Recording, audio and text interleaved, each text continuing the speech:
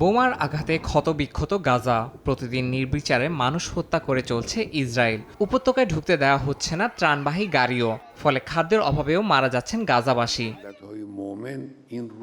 এই পরিস্থিতিতে খাদ্য সংকটকে সামনে এনে মুসলিম দেশগুলোর প্রতি নতুন করে দায়িত্ব নেয়ার আহ্বান জানিয়েছেন ইরানের সর্বোচ্চ নেতা আয়াতুল্লাহ আলী খামেনি।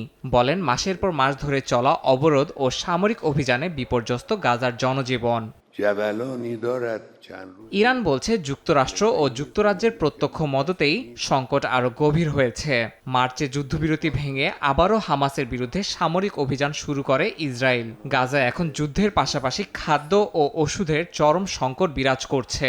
এই অবস্থায় ইসরায়েল ও মিত্রদের বিরুদ্ধে বিশ্ব জনমত গঠনে আহ্বান জানান খামেনি। যুক্তরাষ্ট্রের নেতৃত্বে একটি নতুন ত্রাণ ব্যবস্থার প্রস্তাব দেওয়া হয়েছে, যা বেসরকারি কোম্পানির মাধ্যমে পরিচালিত হবে। তবে এই উদ্যোগকে ইসরায়েলি কৌশলে ত্রাণকে সামরিকীকরণ বলে অভিহিত করেছে হামাস। কার্যকর সমাধানের পরিবর্তে এটিকে নতুন চক্রান্ত বলছে গাজার স্বাধীনতাকামী সংগঠনটি। ১৯ মাস ধরে চলা যুদ্ধে বাস্তুচ্যুত হয়েছেন প্রায় ২৩ লাখ গাজাবাসী। এই প্রেক্ষাপটে মার্কিন প্রেসিডেন্ট ডোনাল্ড ট্রাম্পের মধ্যপ্রাচ্য সফরের খবরে আলোচনার কেন্দ্রবিন্দু হয়ে উঠছে গাজার ভবিষ্যৎ। ইয়াসিন মোহাম্মদ জিসান, সময় সংবাদ।